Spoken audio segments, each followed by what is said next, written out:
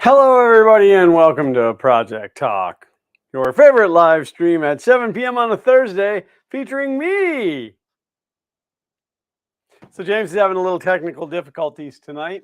Apparently, his computer decided that nothing USB was going to work at all. So, he's struggling to get that taken care of or possibly substituting it with another machine. He's also under the weather. I got a whole list of fun things going on. I am suffering from a migraine. It hit me last night, and I've been laggy all day. So sometimes I just zone out a little bit, which I know I normally do that, but I'm going to end up probably zoning out a little more frequently tonight. We have a guest in the studio. Oh, nope, he hasn't made it yet. Um, thanks, Tony. Thanks for being here. I think at this point, if you leave, then I leave too, because I don't think there is anybody else actually. Uh, it says two watching, which would be you and me. So this is the me and Tony show. And no, Felipe was going to be here with us live tonight. He's actually in town doing some work, but apparently he got hung up doing said work. Oh, there's Happy Ron and Tom Elrod. And Martine, 3DP Iceland is there. Hey, I think I see somebody else as well. Hey, look, it's Mr. James. I'm practically on time and from before four time. Yeah, I was just running down, giving everybody the excuses. I think ironically we're more on time today because we didn't chat beforehand. Yeah. Well, what's really crazy is I've been out here since 6:15. Well, look at you. I don't know. I don't know if you heard any of the opening, but so I got hit with a migraine last night. I always get them in twos. Like I'll get one, and then the next day I usually get another one. But today's Thursday, so Tuesday I got one. Yep. Nope. Monday I got one. Tuesday I just felt like crap, and I thought, okay, well, it's not going to happen. And then I got one again last night, and it was a good one. Hey, Ron. I got a package from FedEx, so I'll tell that fun story in a little bit. One from last year. What's that? One from last year. Yeah, no doubt, right? Dumpster fire, FedEx. No, it came from Rock Auto, my favorite auto parts store.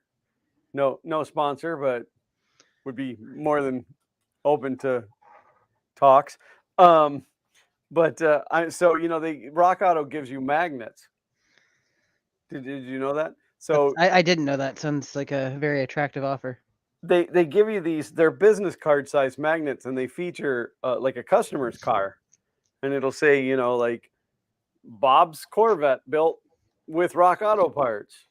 And so you get these random magnets in the orders, or at least you're supposed to. Sometimes they don't show up, but it's a freebie. How much can you complain? Yeah. So I open the box, and I don't even care about the parts. I immediately go looking for the magnets. And I see it, and I grab it, and I look at it, and I can't see what's on it. And then you realize you're in trouble. It's literally just doesn't exist. There's a hole right there in my vision. And I stopped, and I looked at my wife, and I said, I'm getting a migraine. And I went in and took Tylenol right away. But no, it slammed me hard, like bad. So yeah, I'm a little laggy from that. I've been laggy all day. I space cadet out a little bit more than normal, but Oh, go ahead. Continue. I was saying Felipe live in the studio.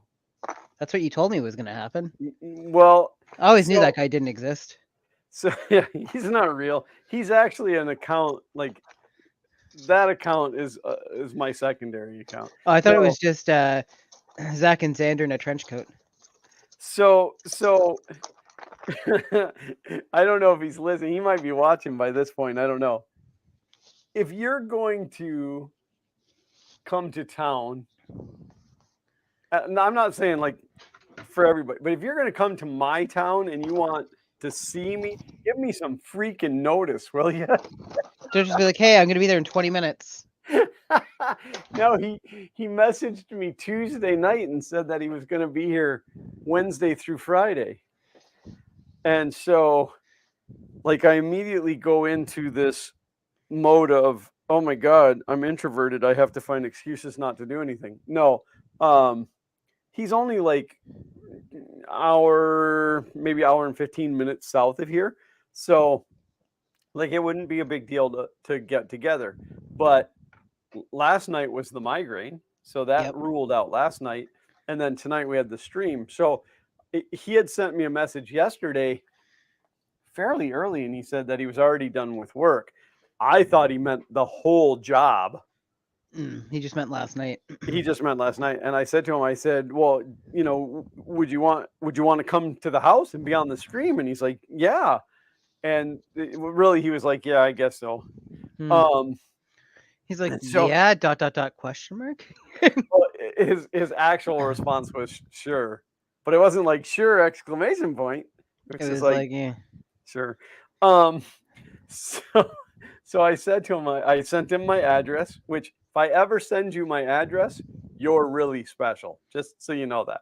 You sent me your address. You told me I wasn't very special. Well, I told you, here's my address, now forget what it is. It's true. I couldn't tell you off the top of my head what it was. but I said to him, I said, I work until 3. Like, let me know what your schedule looks like, and we'll work something out. Then I didn't hear from him until like I think it was about 5:15. He sent me a message and said, hold that play button. I'm working as fast as I can or whatever. Then I realized that he wasn't done with the whole job. He was only done with work yesterday. So he might still be tied up, or he might be in transit on his way here. Sergio says, I have your address. Well, honestly, anybody that really wants it, you can find it. Just as I said a numerous number of times, don't use it uninvited. Unless it's me. Well, you probably still wouldn't want to be unannounced. No, you'd get a message from me one day being like, hey, are you around like this afternoon? And because I've got somebody in the neighborhood who wants to drop something off. And then I'd be like, Kay, dropping me off. No. So anyways. So hopefully he makes it. And then of course the downside is he's going to get here. I'm going to let him hang out for the stream. Then I got to kick him out because I'm old and I have to go to bed because I have to work tomorrow.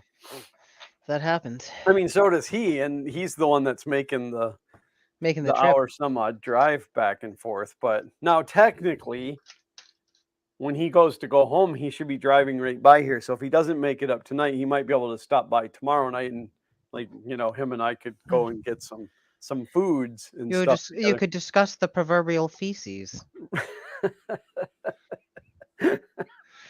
Do you know what that was from? It's familiar, but no, I can't. It's Letterkenny. It's the Amish guy. Oh. Is the Dicks. The Dick family. Yeah. I also got a migraine this week. I went to work on Tuesday, and because I was sick last week, I wore a mask in the office. I don't think it was just a cold. I was testing, but out of respect for my coworkers, I wore a mask even while I was at the desk. Sure. And towards the end of the day, I start getting what I thought was just a regular sort of headache. So I, at that point, only one of my coworkers left. And he's like, I'm not worried about the cold situation. So if you want to take the mask off for it and breathe. So I took it off and it got better. And I'm like, I've never gotten headaches from wearing a mask before. And, I was wearing them like 12 hours a day at one point. And it was, other than the fact that it's not super comfortable, it was never an issue. So maybe, recovering from this cold, I'm not pulling as much oxygen or whatever. Anyways, all this to say, I'm driving home and the headache's getting worse. I'm talking to my dad on the phone. And at some point, about 3/4 of the way home, I realized that I've closed one eye completely. Like, didn't even realize I'd done it. And then, so I said to my dad, I'm like, I'm gonna let you go because I can't handle talking right now, and I'm almost squinting to drive. And he's like, "Do you Yeah, need to like pull over?" I'm like, "Pulling too many over isn't gonna things. do me any good. I need to get home." Um, Stop wearing your crack smoking friend's mask. I thought I was the crack smoking friend.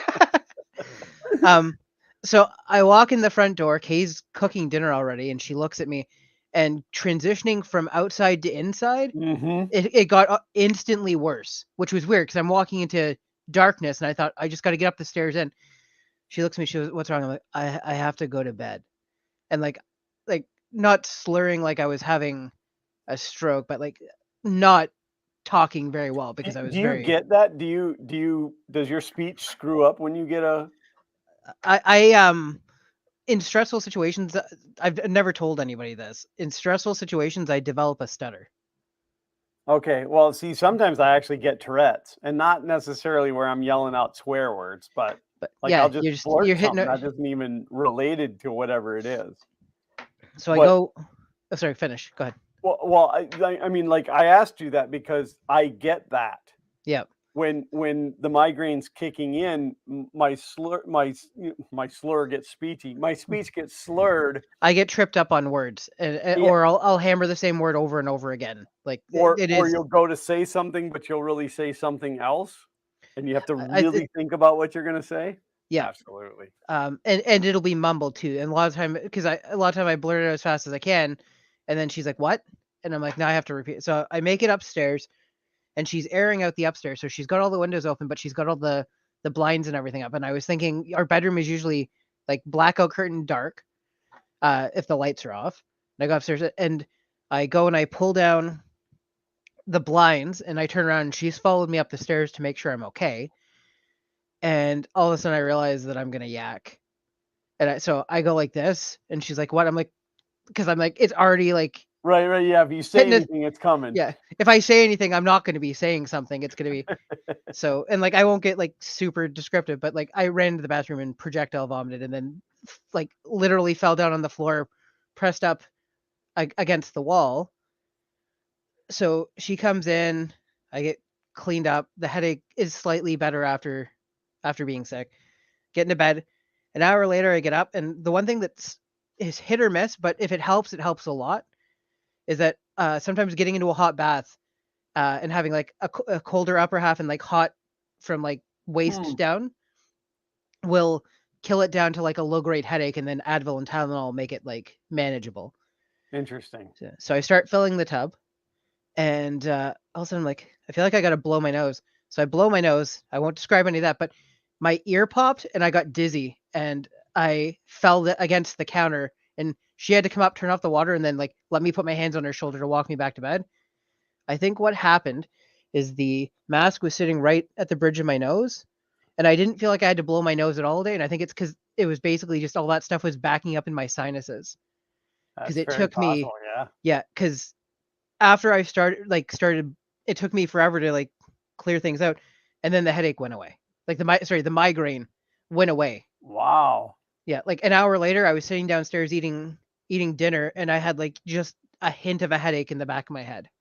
Huh. Happy Ron said that his wife gets in bed and the only fix is a Regulin. Is that right? Regulin, I think it says, yeah, yeah. Regalin, Benadryl shot. 2 hours later, she's good to go, which is interesting. Um, I've been finding that Robax is like any of the muscle relaxant ones have been working better for me than straight up Advil or Tylenol. Um, but sorry, it's Felipe, but he's still over an hour out. Oof. he's gonna get here and have like 25 minutes with you. Yeah. Are you gonna tell him maybe not to? I'm gonna tell him it's gonna put him here like almost right at my bedtime. Is he already on his way, or is he messaging you before he leaves to be like, hey, if I I can't tell. He sent me a screen grab. He sent me a screen grab of the map. hmm.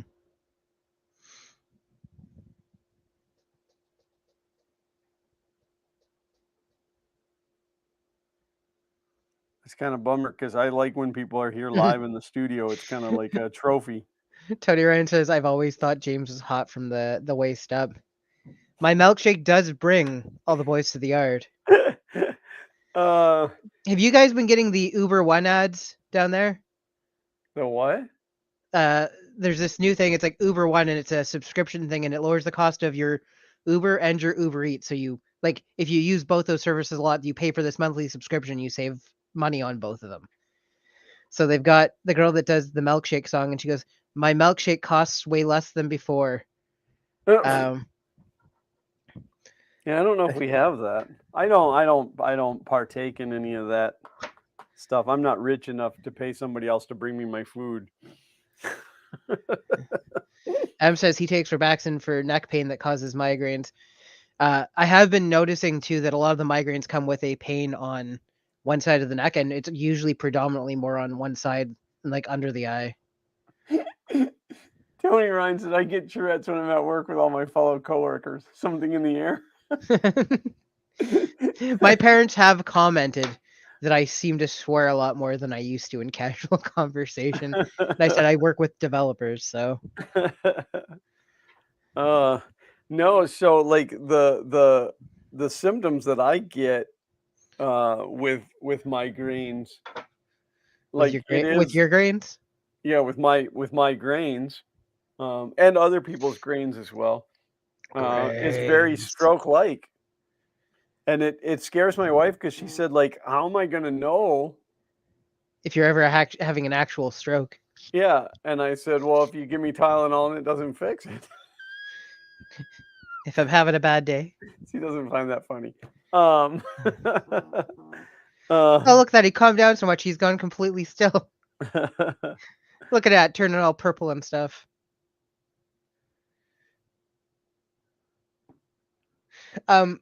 I just have to mention, I don't know how I got into this. It's because it's, I listened to one at one point.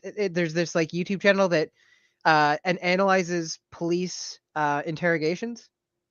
Okay. And it's like for like real cases. It's like they get the actual stuff, the ones where they can be publicly released and stuff like that.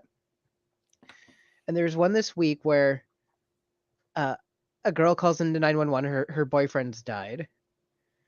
And she says, we were playing hide and go seek, and he got into his suitcase. So I thought it would be funny to zip the suitcase up. I've heard this And story. yeah, and then she goes, and then I went upstairs and I drank some wine and I ended up falling asleep while he was still in the suitcase. And when I came down, he was, he was dead. Asphyxiated, yeah. Yeah. And so like they've got the 911 call. She calls in. The guy's like, we're still gonna try and do CPR, and she's like, he's purple and blah blah blah. I'm not gonna get into the descriptive stuff, obviously. I can But be blue. I can be. Oh, sorry. violet sky. So it turns out she was pretty intoxicated, and so it wasn't just the one bottle of wine they split. And when there's a case like this, the entire thing becomes a crime scene until it's cleared. So they seized her phone and stuff.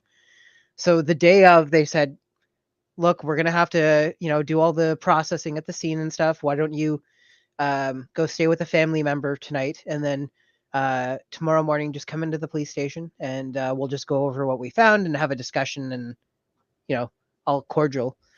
So she comes in, and they've gone through her phone, and she has actual videos of the guy, because she's saying, oh, this was funny, we were both laughing and blah blah blah. I saw that.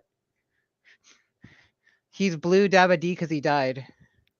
Oh, this isn't funny though. Like, we are making fun of somebody who died terribly, I guess. But like, They won't care. yeah, they'll. Anyways, so she comes in like of her own volition to have this conversation to see where things are at. She doesn't remember when she was drunk that she recorded a video of him in the suitcase begging to be let go.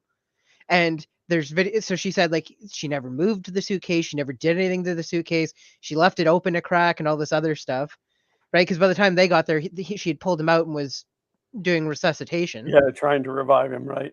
Yeah, and so they're like later on in the interrogation, you're gonna see the exact moment when she finds out these videos exist, and her face drops, and then she's like, I don't understand. I didn't do it on purpose though. Like, And they're like, that's fine, you're still under arrest. She goes, but I didn't do it on purpose. And it's like, yeah. And then like the comments like, yeah, there's a there's a definitely a non-out for if you kill somebody not on purpose. I believe it's called manslaughter. Like, They should make that illegal. Yep. I want to go back in chat just a little bit because, I mean, I didn't really I kind of stopped greeting people. Well, I actually really kind of stopped greeting people when Sergio showed up. So welcome, Sergio, and Thomas Maker wait. is here. Look at the last comment. Adam in 3D is here. Sorry. It was a shut and open showcase. Tom Lama is here. I haven't seen Happy Extruder Ron in a long time. I didn't know he had a dark sense of humor. Let me tell you what. Ron and I only live 35 minutes apart. You haven't seen him in 2 years. We've never seen each other other than maker fairs. Yeah.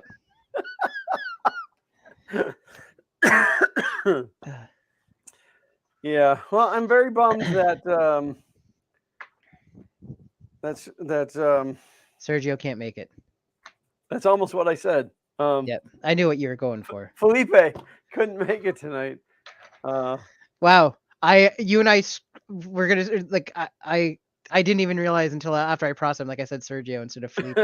You had Sergio on the brain. Sergio did say a little bit ago that he had my address because he had sent me stuff, which I would have no problem giving Sergio my address. So you should feel honored that I gave it to you, but I have no problem giving it to you. Tony said, I'll be there in 3 hours, be staying all week. You have a guest room? I have a couch right there, man. You can just come crash right there on that couch. Got a bathroom, refrigerator, sink. This is an apartment. People lived in here until I turned it into a YouTube studio. I have so many videos. So good. It was more profitable as an apartment.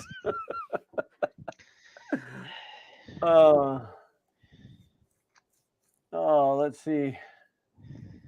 Yeah. So anyway, I don't know. I'm a little bit out of it. My next door neighbor, my good friend, had a new kitchen put in.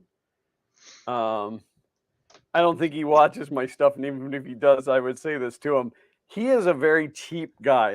He is thrifty to the highest sense of the word. And it's fun and sometimes annoying at the same time. But so he hired this company, and I was fearful. I told him your story about the bathroom. I was very fearful because he hired the cheapest company. He went out and got a couple of quotes to have his kitchen redone, and they were $18,000 to $35,000. So perfect. As you guys know, kitchens and bathrooms, absolutely the most expensive room you can redo in your house.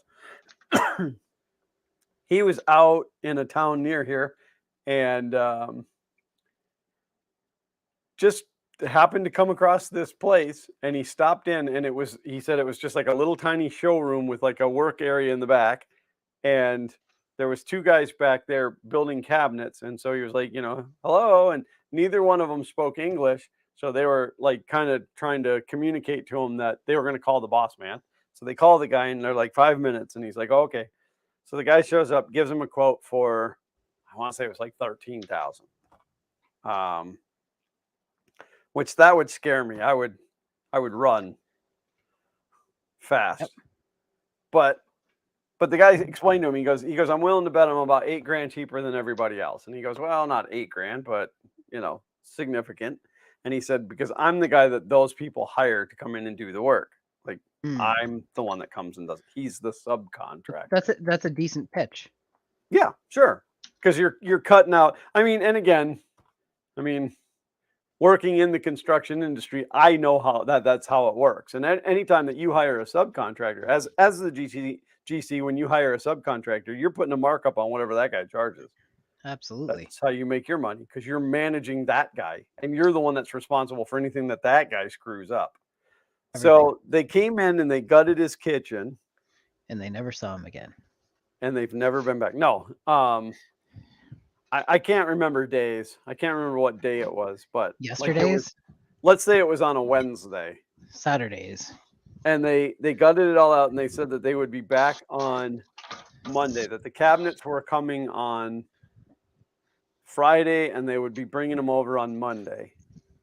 Now I can't remember if they showed up on Monday, but they were definitely there on Tuesday. What is today? Thursday. Thursday. Oh, did I lose audio? No, I think you No. just stopped talking, right? Yeah, because I have to put my thoughts together. They must have been there on Monday, because I didn't go over to see it until Tuesday. Because I got a frantic text, asking me if I could come and give some of my knowledge that he was starting to freak out a little bit. Oh, about So, the way things were going. well, yeah. So I met him, like I'm walking over there, and he's halfway across the yard, which is like a 4-mile walk. Not really, but it's probably 300 feet. So we end up I'm meeting not. in the middle. I don't know about your freedom units. I started walking his How way, many and he bagels is started that? walking mine, and we met in the middle, beneath that old Georgia pine. So I said, "What's going on?" And he said, "They don't do plumbing and electrical." And I'm like, "What? But okay, they tore it out, yeah, but they don't put it back." And I said, "Okay, let's go take a look." So we go over there, and I'm looking at everything, and they kind of did the electrical, which you don't kind of do electrical. You either do electrical or you don't touch it whatsoever. Like, that's not something that you just mess around with to see if you can learn how to do it. So I know this will turn into a really long story, but That's okay. they kind of restructured everything, and they put a bar over the countertop and stuff. So they put the outlet back in the wall, and I'm trying to. There was an outlet under the sink because there was a on-demand water heater. And then they put an outlet outside, and then there was the wires for the garbage disposal and the wires for the dishwasher. Under the sink. Under the sink. No plumbing. And I said, Mike was kind of panicky, and I said to him, I said, don't stress. Like, I can do all of this stuff. It's fine. I can hook all of this stuff up. So were they under the impression that he was going to hire somebody himself to do that? Yes. Okay. So it's a miscommunication. They never presented to him that they weren't going to hook the electrical and plumbing back up. Like, they never said to him. The guy, like when Mike asked him about it after the fact, like towards the end, the guy was like, "Oh, I told you," and he's like, "I don't think so, but whatever, So they ran the wire for the disposal to the outlets on the wall, and they ran the wall to the disposal. So as soon as you turn the breaker on, the garbage disposal runs. And you can't use the outlets without turning on the switch for the garbage disposal.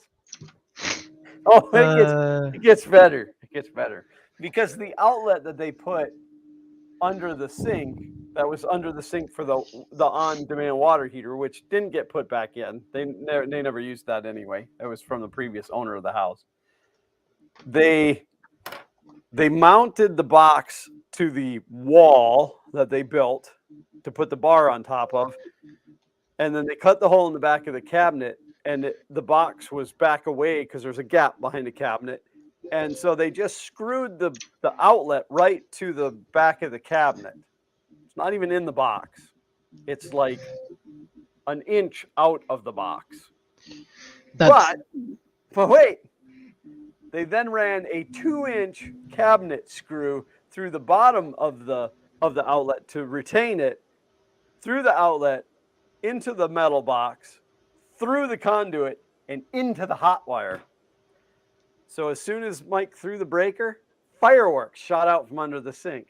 And then the breaker promptly turned itself off again. Oh, yes, absolutely. But I was sitting there when it happened, and that scares the crap out of me. Javier on said, now we know why the other guys charged the extra $8K. That's what I said. They probably would have brought in a plumber and an electrician. It would have been a turnkey kitchen in the end.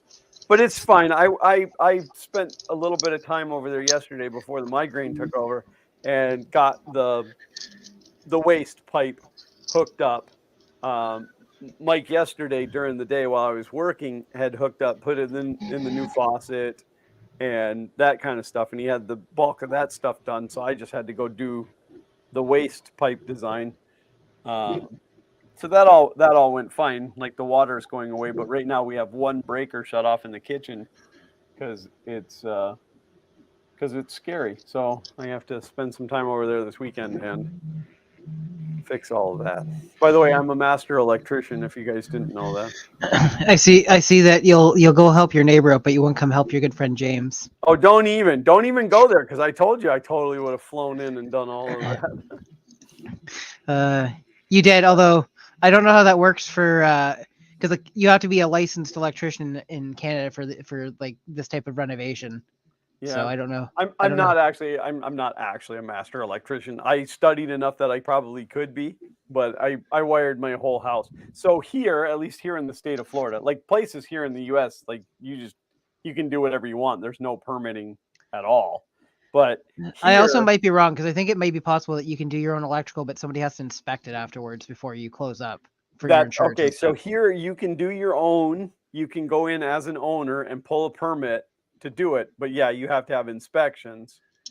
Same with plumbing, unless it's an end user feature. Like you can change out a light fixture or a ceiling fan or a switch or an outlet. You can change all of those things without a permit. Um, and anything under $1,000 here anyway, you don't need a permit for. But I mean, except electrical and plumbing, those things like you pretty much always have to have a permit. But you don't have to be a licensed electrician, which as long as you get it inspected. Now, I've had some very, very interesting conversations with people in the electrical aisle of a Home Depot, Lowe's, Ace Hardware, doesn't matter. People doing their own electrical stuff, and they're like, well, I'm just going to do this and this and this. And then because they always say, are you an electrician? And I say, well, I'm not a licensed electrician, but yes, I know electrical. And then they're like, oh, I got this thing, and I'm gonna like this guy had a piece of PVC plumbing pipe in his hand, and he's like, I don't want that gray stuff. I'm gonna use the white so it looks nicer against my house. And I'm like, you can't do that. There's reasons that things are the way they are.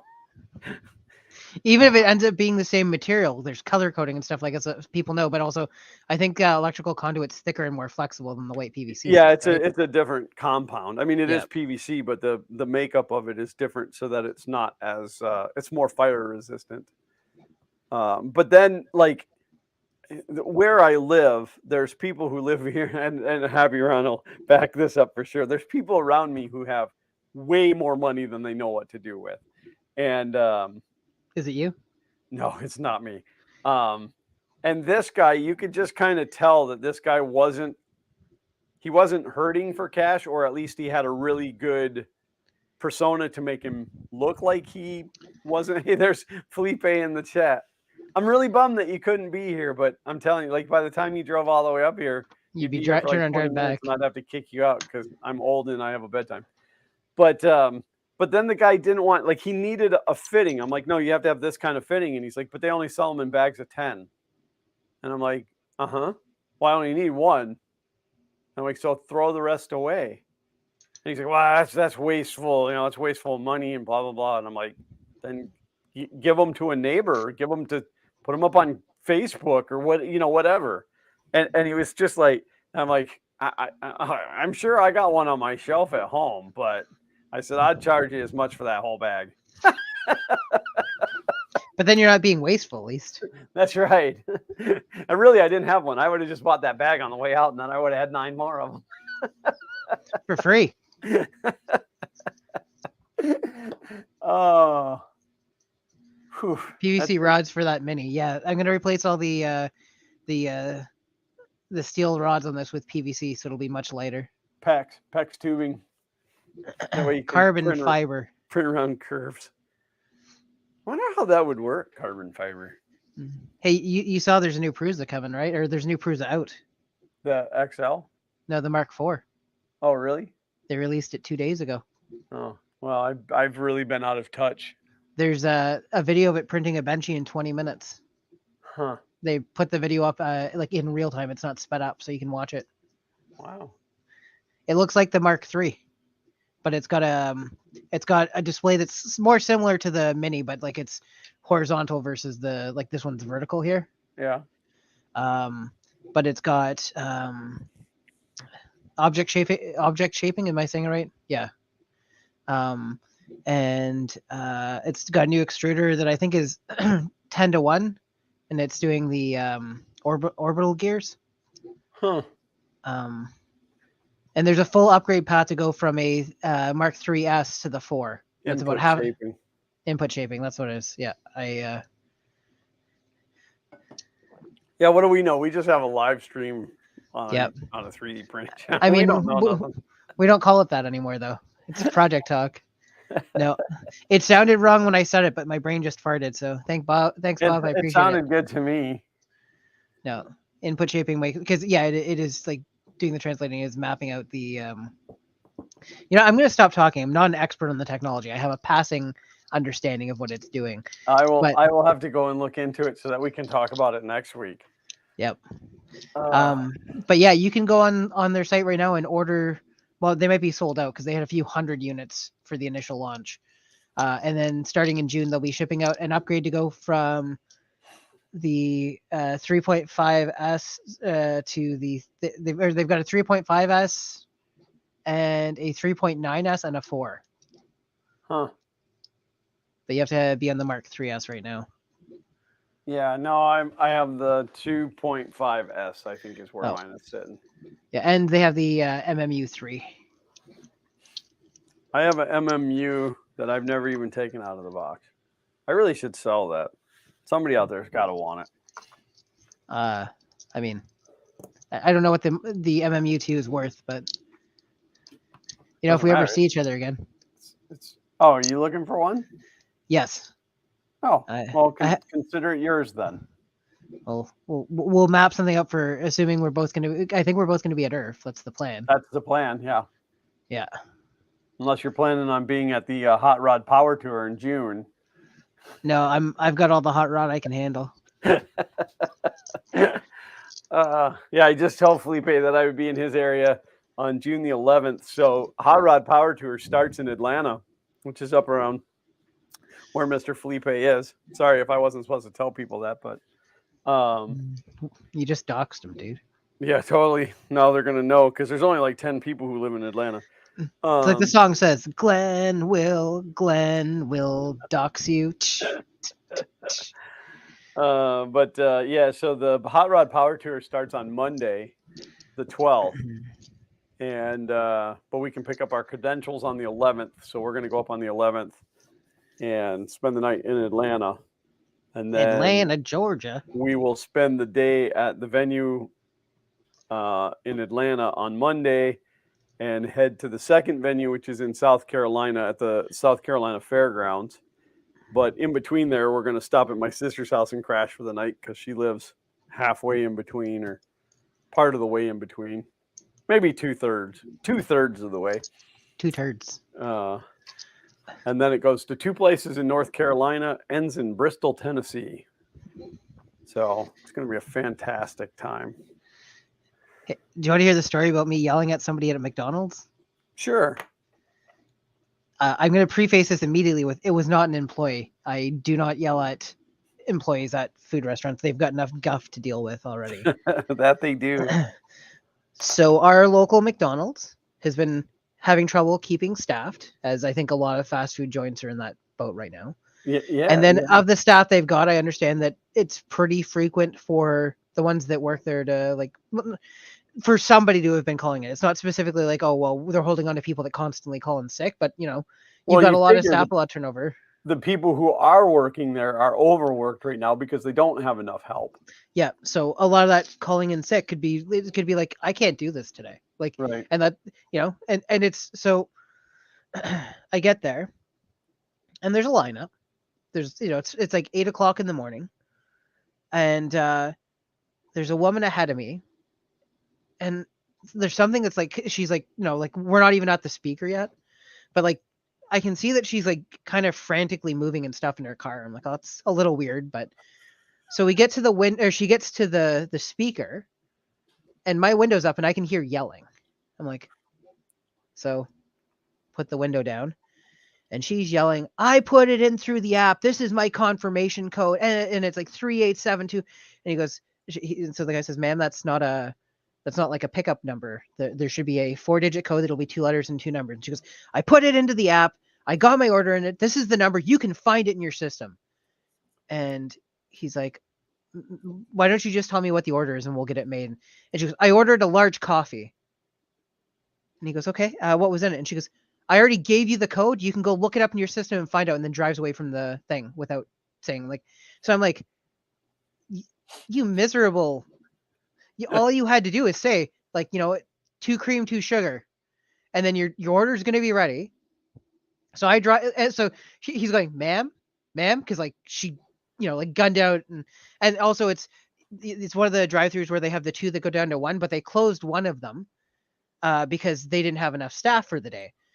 And so I guess what else had happened is, so she had gone there and she was going to go in and pick up her order, but they locked the door because I later found out they only had 4 employees show up for the shift. They didn't have enough to run the front and the drive-through.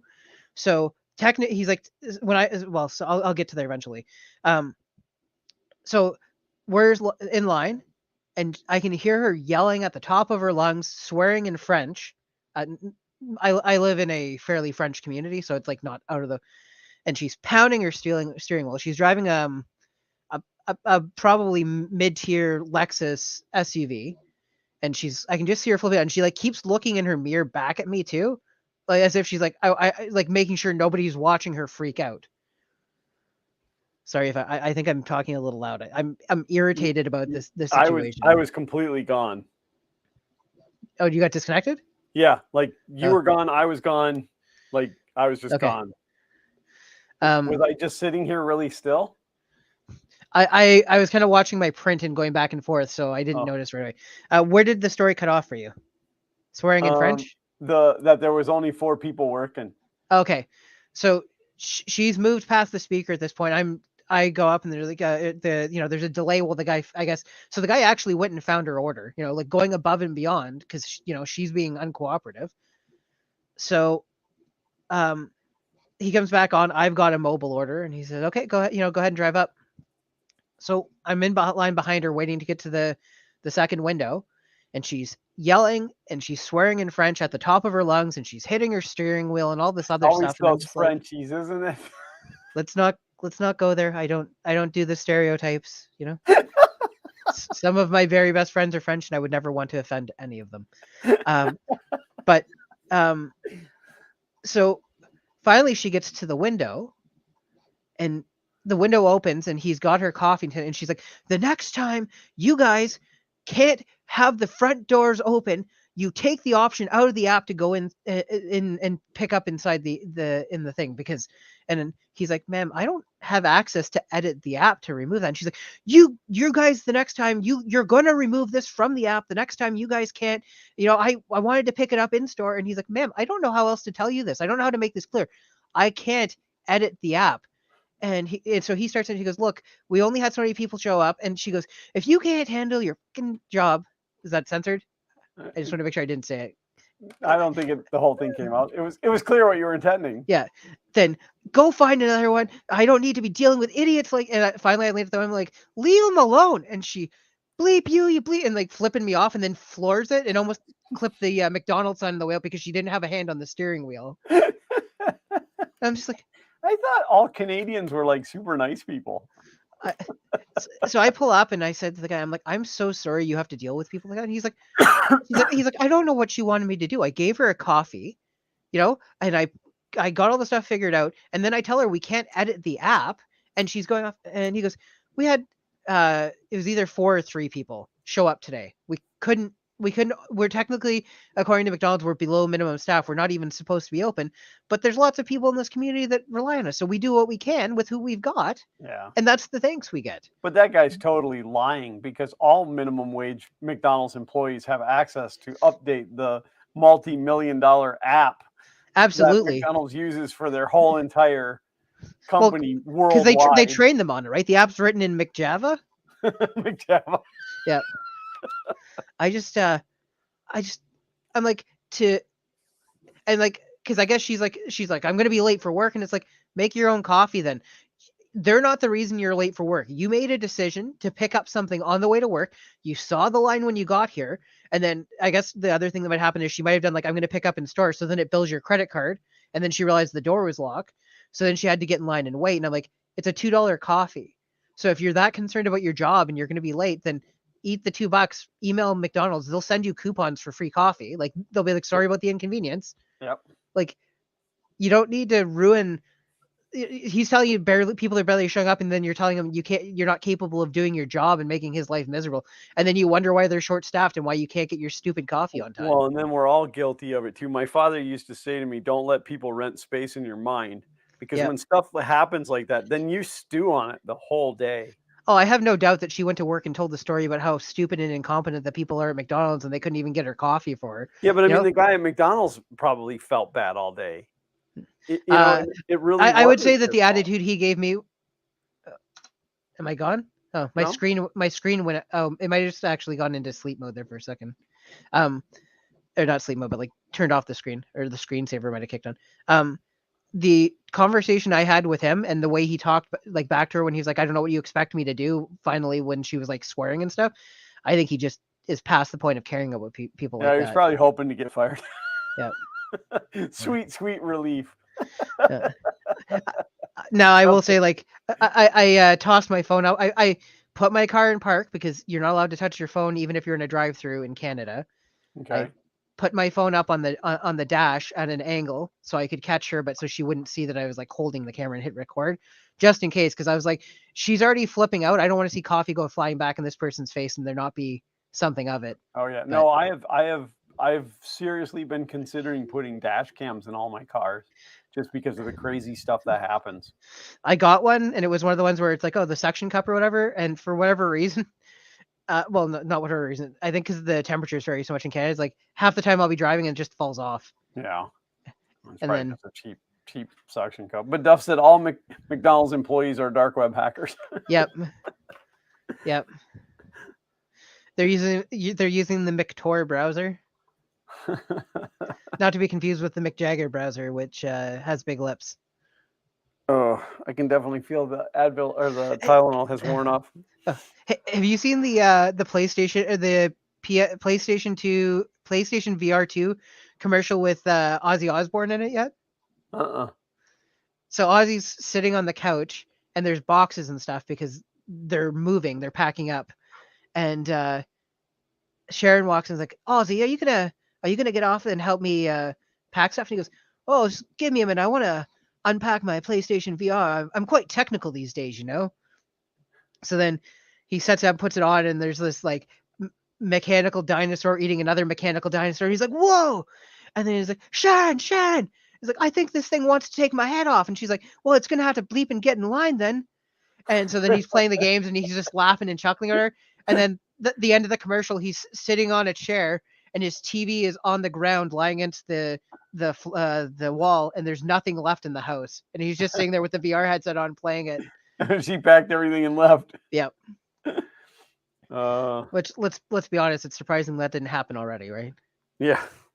Welcome to the jungle. So, I know that Welcome to the Jungle is not an Ozzy Osbourne song before somebody asks me. Right. It could be though. I want to tell my FedEx story, being that we're talking about yelling at employees. Because do you mind if I go off camera for a split second to grab something? I'll still be listening. I just fine. Yeah, that's fine.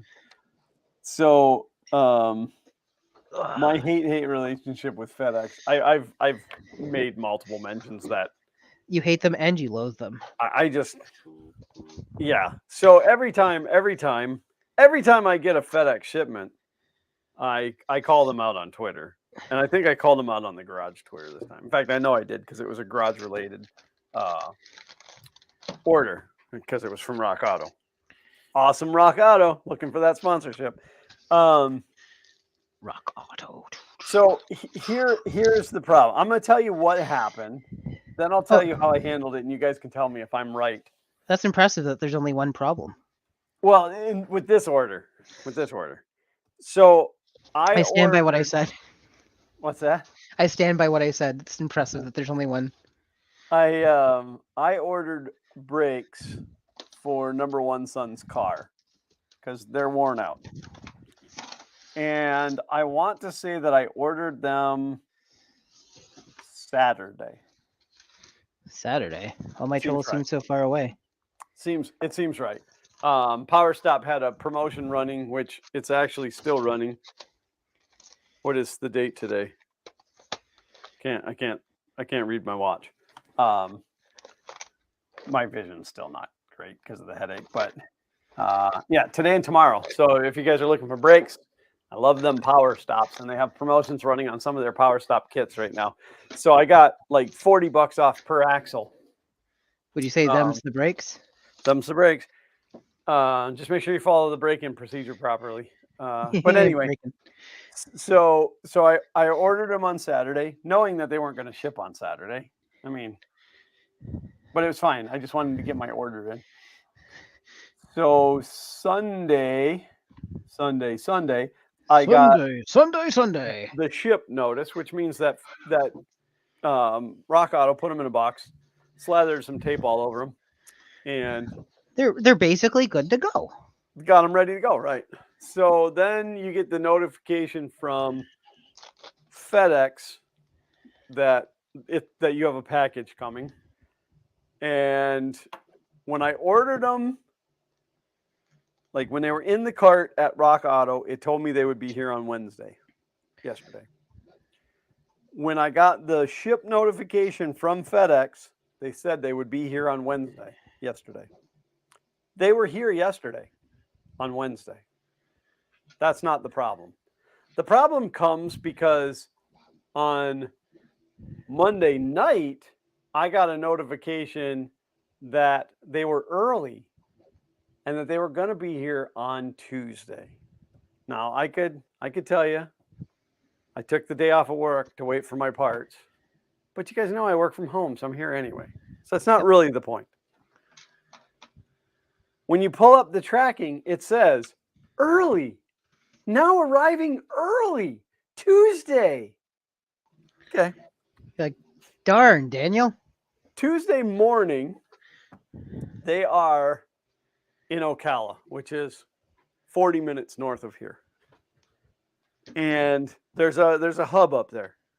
And a lot of times the packages come directly to me from the Ocala hub. Sometimes they come from the Ocoee hub, which the Ocoee hub is about 40 minutes in the other direction. So the dumpster fire that is FedEx on Tuesday morning shipped my brakes from Ocala to Orlando and then back to Ocoee to get to me. And the real kicker comes because all of a sudden, like I seen Tuesday morning, because I looked to see if they were on the truck for delivery, and it said in transit to Orlando. And I'm like, why would they ship them to? They literally drove them right past here. Right past your house. Yeah, like maybe 10 minutes that direction, the truck went by. And then all of a sudden, it says now arriving on Wednesday on time. And I'm thinking to myself, nope.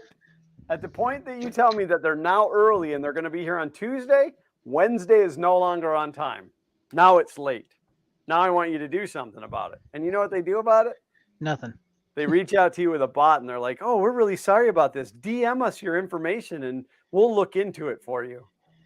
Which they then just give you the same information that you can already get when you track it. And then they're like, we're sorry. So if you can prevent using FedEx, prevent using it. Because in the I don't know, I'm sure some of you guys seen my tweet. Not that I really think you follow me on the Twitters, but I put in there, like, I said, FedEx, you are a dumpster fire of a company, and I hope that you like fail and go out of business so that companies don't have the option to ship with you anymore. because I can go in and You didn't say that. if I go in to buy something from a company and my shipping options are FedEx or strap it to a pigeon's back, I'm taking the pigeon. Like, I don't even care. I'm taking the pigeon. But unfortunately, with Rock Auto, FedEx, and I've stressed to them heavily that they need to get away from FedEx. But your choices are FedEx, and occasionally you can get post office if it's small stuff. But I mean, it's sad because the post office is better than FedEx. So Brian said, I agree with you, Glenn. I had them do that to me too. It's messed up. You're going to promise early delivery, follow through. Well, and don't be stupid. Don't ship the stuff right past my house to another hub. I worked for UPS years ago. I'm not biased to UPS because I worked for them. Like, it doesn't matter. It was just a summer job that I took at one point. But I've seen the rate at which those packages go through the hub, and it's fast. But it's all very computer controlled. So anything that gets shipped to a different hub is just a stupid mistake. So, but anyway, hi Brian, welcome. You crazy kids. Yeah. So I just wanted to share that story. It was fun, but now I'll be doing brakes on Xander's car. They're getting a little squealy. I did not splurge to get him the drilled and slotted rotors because it was like an extra $100 and it's not a race car. But I did splurge an extra $20 to get him the coated rotors so that they don't rust, because otherwise the hubs rust out on them, or the hat portion of it rusts out real bad. So, well, aren't you a gentleman and or a scholar? Yeah, I know.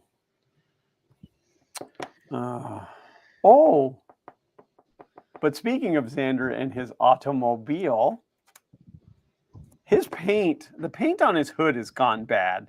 It almost looks like somebody poured something on it. Like there's like drip marks, and the paint is kind of just rolled off of it. Now that car, the hood and the trunk lid are both aluminum. So, I mean, it could just be Florida sun beating down on a black car. But we were talking about fixing it, and I said, well, I can paint it, but automotive paint is so ridiculously expensive. Now this car, keep in mind, it's got 200,000 miles on it. Yep. I keep it very well maintained. Like it still runs like a scalded ape. It's a good car. Like a scalded ape. But I don't want it. Yeah, like if you poured scalding hot water on an ape's butt, it would run. But have you witnessed this in person, or you're just assuming? What do you do on the weekends? So anyway, this is Canada, so obviously I do the devil's lettuce. No. So then I said to him, I said, well, I can sand it down. I'll get some flat black filler primer, and we'll do it in flat black because it's a gloss black car. I said it'll look really cool to have a flat black hood, but the roof is also very bad. Like not as bad as the hood. I should take pictures and show you guys. The roof is just really badly faded. The hood is like cracking and splitting and flaking off. And the deck lid, the trunk lid doesn't look so great either. So I said, well, we'll do the hood, roof, trunk in flat black. Well, then I said to him, I said, oh, you know what would look really sweet is to wrap it in carbon fiber. So guess who's learning how to do automotive wrapping? Is it you? It's something that I wanted to know how to do for a long time. And, with my background doing vinyl graphics and stuff, it's kind of the same thing, just on a much larger scale. So I'm kind of excited. And it's not terribly expensive to buy the materials. It's very labor intensive, but it's not terribly, like I can do the hood in carbon fiber and dry carbon fiber for about $45. So I saw a video of a guy doing tint that on a car that he bought from Amazon. and he does tinting professionally, but he was doing it like as a request from one of his You or bought a the few of car the, from Amazon? yeah, no, Oh, he the bought tint. the tint from Okay. Amazon. And the only thing that bothered me at the video, so he goes, "Oh, it's $100 for the roll of tint, and it'll do 8 cars. So even if you did 8 cars at $100 a piece, that's $700 profit. So let's see how it goes." So he goes, "Oh, let's start off by shrinking it. Let's see if it shrinks properly." So he cuts it, applies it to the outside, and then he hits it with the heat gun. He goes, "Oh, it's shrinking properly. That's the way it's supposed to go." So then he goes, "Okay." He applies it on the internal, and he's like, "All the bubbles and everything go. It went on nice." And then he goes, "But I wouldn't leave it on a customer's car. Peels it off." And he goes, "But it's good for practicing." But he doesn't explain why. I wouldn't leave it on a customer's car. And I'm sure there's a reason why this Amazon one's not the right one to go with. But like, if I'm watching a tutorial and you're like, "Don't use the Amazon one," I would like to know why. Well, let me preface this story with I used to tint windows professionally. Um, and then I'm going to say window tinters are brand snobs. They're So you say, absolutely brand snobs. You find a brand that you like, "Yep." and every other brand in the world sucks Mm. because it's not your brand. It's just the way it is. Like it's just whatever you get used to using. It's no different than with vinyl when you're working vinyl graphics and stuff. Um, when you find a brand that you like, I like Avery's vinyls, and then other people are like, no, you got to buy Oracle or 3M or it's whatever. Oh, I don't know. There might be a reason, but Red Light Mike has joined us. Hello, Mike. The guy could also just be a snob, is what you're saying. Yeah, he could be. Well, he's a window tinner. Of course, he's a snob. Uh, And like maybe his thing is like, "Hey, it all went on well." Like it would be fine if he was like, "It all went on well, but I don't know that I trust it on a customer's car." Like because you don't know what the durability is like. Well, okay, so that's part of it. I mean, you charge a customer to put it on, and you don't know if it's crap, and you may end up having to strip it off. And let me tell you, the worst part about being a window tinner is stripping the old stuff off. So we used to go in with garbage bags, black garbage bags. You'd spray like you'd pick the tint. If you could peel the film, great. But a lot of times it would just flake off into little pieces because it was Yep. just so old and purple. So you go in with ammonia and then you stick black plastic bags to the inside of the window and you let it cook in the sun for a little bit. And then it breaks all the glue down and then you can kind of scrape it off. Being careful not to scrape off any rear window defrosters. But but yeah, that's the word. And then that glue, it's like having snot all over your hands. It's really disgusting, and it's not fun. But there is definitely money to be made. So I'm gonna plug in this patch cable I made, and I'm hoping it's not gonna break anything. That's the goal. but yeah, so I've been taking a lot of YouTube University on wrapping, and You're I like, mean I've "Hi, my name is what? My name is who?" I've watched a couple of guys who look like complete morons, and yet they can wrap a car. So I'm thinking if they can do it, I can do it. You're like, "Anything you can do, I can do There adequately." isn't too many things that I attempt in life that I fail at.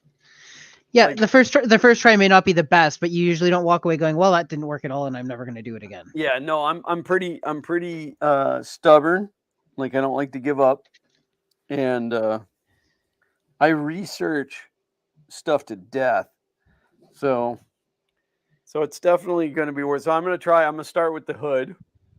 I'm going to start with the hood and the brand. I don't know if any of you guys out there are familiar with wrap. I mean, if you are, I'm going to be a rapper. Um, but I mean, if you're familiar with the wraps, let me know. But the one that I'm looking at is Vivid, which is VVIDID, whatever. However, VVIVID, Vivid. There's 3 V's in there. It's a lot of V's. Luckily, they don't charge by the V.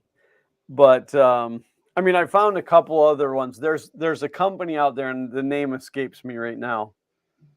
That I found that they make a carbon fiber. It's a wet carbon fiber. Tony, so let me know when you get into hydro dipping. You never know, that could happen. I did But it. you did it. My patch cable worked. Oh, I plugged it in. I'm like, oh, okay, my items got power, but then it wasn't connecting to the computer. But then I realized on the board, I joined the power and the ground because why wouldn't I? Right? Because then both of them are sharing, but then theoretically have access to, like, if you got a power hungry device and a not power hungry device on a USB bus, you're better off having that extra. You know what I mean? Am I right. making sense? Yep. So I plugged it into the top one, and it powered up. I'm like, okay, good. But then it wasn't connecting. I'm like, oh, yeah, connect it to the bottom one because there's power to both of them. There's just no data on the second one. Ah, nice. I'm working on the patch cables for the mini shuttle, so I can have the USBs in the fronts of the nacelles. Very cool. Sorry, I interrupted your story. I was just Yeah. excited. But yeah, so the one that I found, it's a wet carbon fiber, so it looks like legitimate carbon fiber that's been coated in resin. Right. But it's also a PPF, paint protection film. So it's like super, super durable. In fact, the guy on the video took a brass brush and scratched it, and then you hit it with a heat gun, and the scratches just go away. It's pretty amazing. But it was also, you have to buy it by the roll, 60-foot roll, and it's $2,000. So I'm like, not for this project. I love my son, but car. I love my son, but not that much. I only paid $2,000 for the whole car. I'm not paying $2,000 for the wrap. So, but I just said it would be a really cool skill to have, because with the project cars that I'm working with and stuff, it would be super cool to be able to change them. Like this particular car that I'm taking on Hot Rod Power Tour, I would love to wrap that thing in black and yellow and put the Fun King logo all over it, you know? I have a suggestion. Sure. When you do the number one son's car, you should record that and put it on YouTube. I was thinking about that. I don't know. I'm not sure about that YouTube thing. Is it hard to do? Something inappropriate joke. Um, yeah, so we're gonna do the hood, the roof, and the roof has got a big sunroof, or a big well, I forget what they call that. It doesn't open. Vista roof? Maybe. Is that what it's called? Vista roof? But it's got a big glass in the middle of the roof. But that's fine. It's not a big deal. But the hood, the roof, and the deck lid in dry carbon fiber, which looks like carbon fiber that doesn't have the resin on it. But it looks cool. It's got a really nice texture to it. And then the rest of the car, the front bumper, down the sides, and the rear, all done in matte metallic purple. So they call it ghost purple. That was his pick. He picked it. I'm like, that's my boy. It's because you're like, it's because if you put that on your car and your girlfriend sees it, she's gonna ghost you. No, I think it'll be pretty cool. And then he asked me, he goes, like a couple days later, he goes, could I put, he actually said, can I put purple neons under it? And I looked up at him and I went, neons? Are we going back in time? And he's like, I mean LEDs. And I said, yeah, we can put underglow on there. We got that green glow under my car. But I'm just happy that he's interested in cars at all, because really the only interest that he has in automobiles is like he wants a Nissan Skyline. Like, you know, who doesn't? Dead people. But you know, $80,000 minimum. So, but no, like he's got this champagne taste on a beer budget. So who doesn't at that age? And then they think everything they do is going to be fantastic, and it all looks beautiful to them, even if it's not. Right. Well, that's how I got my start. Yep. I mean, it is what it is, but I don't know if it's because of what that car is. It's a 4-door sedan, but like I can get a whole body kit for that car for like $700. Are you gonna do the ground effects and all that? Like the not big, yeah, just like the nice side skirts.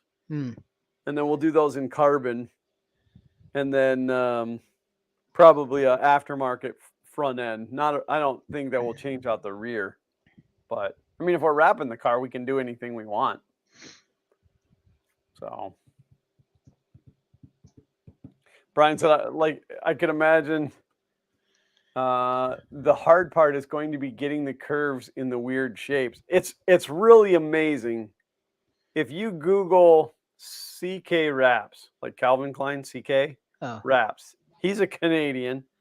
Man, those Canadians are just everywhere. sounds But like craps. but uh, he talks a lot in the beginning of his video before he gets to it, but everything he's saying is technically important. I just want him to get to it so I can see the wrapping. But it's amazing how well that stuff shapes. Even like the door handles and stuff, they show how to wrap door handles, and sometimes you do it one piece, sometimes you do it in two pieces. But no, it's pretty amazing. So I mean, you guys, you're going to come along on that adventure. You're going to see how it goes. I mean, if I can convince you to watch my stuff. I watch all your stuff. You watch all my stuff? I do. I appreciate that. I watch all your stuff. I definitely watch all the stuff on the 3D printing channel.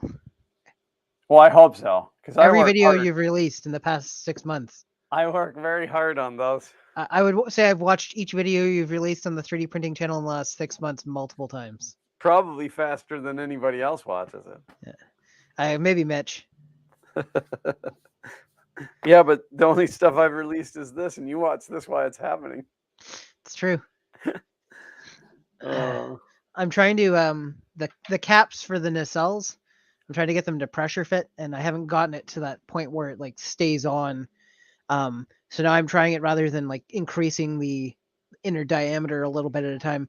I've added notches on the top and the bottom one, so I'm hoping that'll grip. But they'll be because you can flex it a little bit. So right, we'll see how she do. Does Notch know that you put him in there? No, but I was gonna make a joke. Rolf does, but you don't know who Rolf is. Notch and Rolf worked on a game together before, which I've definitely covered before. We've discussed. Yeah, the one that you were involved in. Yeah. I was telling Zach that story the other day, and like he just kind of dead stared me the whole time. Like he was waiting for the punchline. There was no the punchline was my bottom line. The punchline is that you didn't continue on and help with Minecraft. I think back and him going, "Hey, do you have any programming experience? That's what I went to school for. Are you willing to learn Java if you don't know it?" And like, I'm just getting started in life. I can't be working sort of pro bono on a project that we hope is going to pay off. Stupid. Holy shoot, stupid. Tony Ryan said, tip for press fit parts, add a slight taper to the part. Well, the other thing you could do too is like if it's loose, put a piece of paper, like a piece of printer paper in there, and see if that's tight enough, and then that's what 1.1 millimeter. Yeah. And you could just keep stacking paper until it's tight, and then you know how many point millimeters to add. The other thing I have too is every time I've done something where I've got fairly tight tolerances, I upload it and then this print is a fused piece. This doesn't work, and this doesn't fit together, and it's like, sorry. I know things are getting better. Like the printers that are coming out now are all getting a little, a little more. That's what I said with all the parts on this thing. I have my printers dialed in to a 0.1 millimeter tolerance, and I did that specifically for the FK1. So. We're at 95% of the new cap. Also, I was so confident that I've been printing them 2 at a time. So it's like, oh, now I got 2. So this time I'm doing 1. And now this will be the one that works. Absolutely. But I mean, if I then have to turn on hit print again, I tell you, and like, I know that it's just mostly bad luck. I've had issues with my Mini. People have been along for the ride. It's the way it's been.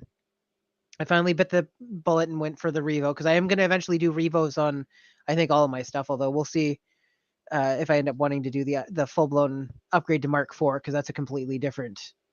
It actually is a Revo style hot end, but it's not a Revo hot end. Yeah. I think it is still made by E3D, but don't quote me on it. Anyways, so then it was jamming on the Z-axis, as people that are frequent here know. And then my latest one, I print it, and we'll see if it'll show up there. You can see the under extrusion randomly up the print in like 6 or 7 spots, Yeah. and then it goes back to normal. It's been fine since. So something intermittent, but I'm like, I'm just trying to get one of these that's good enough to show up on screen with the decals and stuff applied without me having to sand it and paint it to get it to look relatively perfect. Right. You know what I mean? Yeah. I don't mind if it looks printed, but I don't want it to look like my printer doesn't work properly. Even though it doesn't, but it doesn't work as good as it once did, but it can work once as good as it ever did. You ever hear that song?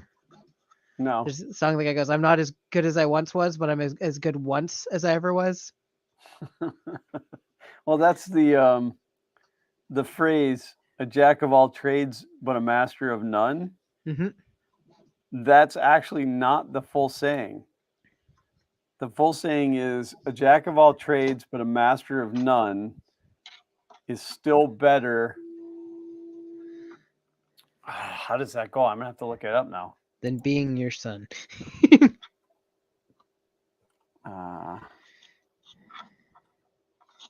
It's just, my head is so foggy. What's in your head? What's in your head? Not enough, that's for sure. But oftentimes better than a master. Okay, so a jack of all trades is a master of none, but oftentimes better than a master of one. So when people say, you're a jack of all trades, but the master of none, but oftentimes that's better than a master of one. Because you can do many more things. Like, you might not be as good at something as that one guy, but that guy can only do that thing. See, I didn't even notice when this is printing, but this under extruded for a layer. Oh, really? That's... See it? Down at the bottom? Yeah. Oh, so StreamYard, I want to read first. Brian said the appeal of wrapping the car for him is because he lives in the north, so the salt would be damaging the wrap and not the paint under. So, yeah, except for it would also be eating your car from the ground up like it already does. Those New York cars are tough, man. And then technically every winter you could peel the wrap off and start fresh. That wrap has got like a 5-year warranty on it. It's got a 5-year manufacturer warranty on it, which is probably worth nothing if you install it yourself. But, whatever. I mean, how do they know who's a professional and who's not? Tony Ryan said, I always got super annoyed with folks adjusting fit by mucking around with slicer settings instead of tuning the printer properly, and then tune futs with print settings. Must be a machinist in me. There you go. But I was going to do something else, and then I don't remember where it was going. What were we talking about? StreamYard added a new feature. I meant to share this earlier. So, there's different layouts, and with James and I, so like we can have this layout, we can have this layout, or if we have 3, we can do a layout like this, or, there's just these different layouts that we can do. And then like if you share screen and stuff, but you can now create your own. So I created this one. Let me alt tab back in. What's that? Seems about right. This way it's like it's just the me show. And guess how many fingers I'm holding up? Yeah, I might have a James in it. That's just the way we'll do it from now on. Do the whole show. Just well, the and then way what's it even is. funnier is if I do that, because when you have your little window up down here, which I can't even tell, do you have your little window up down there? Yes. Yeah. Well, in fact, you got what, two of them, or is it? No, just one. It's just it's split off. Tall and skinny. So yeah. So then I put you up like this, and then it's even tinier, and then nobody can see your details. Good. Nobody cares. I was playing with that while I was waiting for you tonight. So nobody likes James. That's how the song goes. Brian said, I really do think, Glenn, that if you made a 3D printing video on how you got them dialed in and how to take a printer that's printing like crap and dial in, a lot of people would watch. Yeah, probably, but I don't care enough to do that anymore. Also, I'm he doesn't telling. know. What he does is he contacts Tom Filament Frenzy and I goes, reach out to Chris Riley and ask him how to do it. I I I kid you not when I tell you guys that when this stream is over at 9 p.m. on Thursday, I don't come back in this room until just before 7 p.m. the next Thursday. Unless I need to transfer my camera footage. I do come in here and because all the filming takes place right here, so I come in here to upload. But I don't spend any time in here. I don't know the last thing I 3D printed. In fact, I've only printed one thing since I changed out to the Revo. So sad. I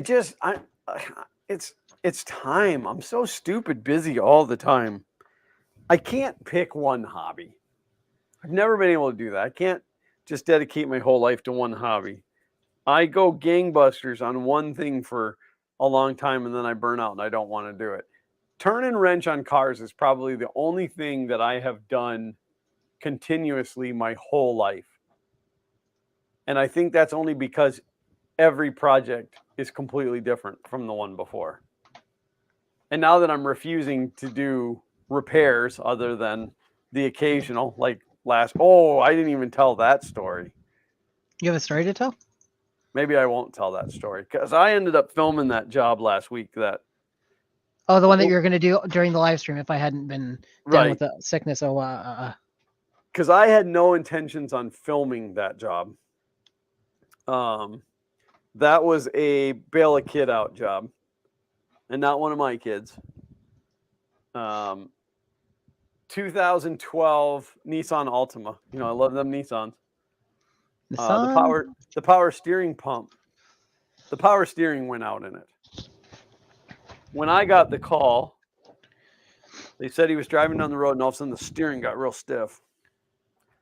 And I said, well, that car has a separate belt that runs the power steering pump. So maybe it threw a belt.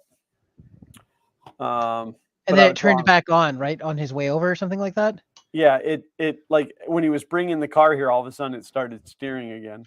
And you're like, I think you touched on this a little bit a week or two ago, and you're like, well, a car doesn't grow a new belt. Right. Yeah, the belt doesn't just pop back on. Yeah. So, but I was wrong. So don't anybody try to correct me on that. I was wrong. The 2012 does not have a separate power steering pump belt. That's the older ones. My 06 has that. But it's this car had a single serpentine belt, but it was absolutely the power steering pump. It was spraying fluid. The seal behind the pulley went bad. The pump was actually okay, but it just wouldn't hold fluid anymore. And so the power steering pump, which on that thing, the fluid on, on that car is actually deck 6 transmission fluid. So it was spraying. But to add to the misery, the passenger side CV axle boot split. So it had slung axle grease all over, and they were almost in the same plane as one another. So you had all this axle grease that is now being sprayed by transmission fluid, and it made this green, disgusting, greasy mess. And I don't care about getting dirty. I'm not afraid to get my hands dirty. What's hard is when you get into sticky grease like that, you can't hold tools and stuff. Yeah. But a small spoiler, I will tell you that Nissan engineers need a kick in the nuts. The upper bolt for the power steering pump was actually directly in line with the frame, and there was about this much room to get a tool in there. And that car had to have been built on a Friday, and they put the whole thing together with an impact gun. So it'll when the video comes out, it'll be worth watching. I promise you, because I almost gave up mechanicking. Like Mark would be so proud because I just about dropped the F-bomb a couple of times. I almost did today, but I censored it. Tony Ryan asked what I think of the new extruder hot end nozzle setup. So they've changed the way the Mark IV does its probing. I gotta go look at this. So I think it's I haven't done the full invest. I know that there's now a hull sensor investigated. A hull sensor involved, and that it's doing a perfect first level. You're not going to have to level your first layer anymore. It's going to be able to do that on its own. The hot end or the extruder, well, the hot end kind of looks a lot like or works a lot like the Revo, where it's all a single piece going up into the heat break. So I like that. And then the extruder looks interesting, but it also looks like it's going to be heavy. So it'll be interesting to see how things work with that. So Prusa has a pretty decent track record, so I'm going to assume that they've, been working on this probably for a while. But I did think that, from what you could see, the 20-minute benchy it did looked pretty good.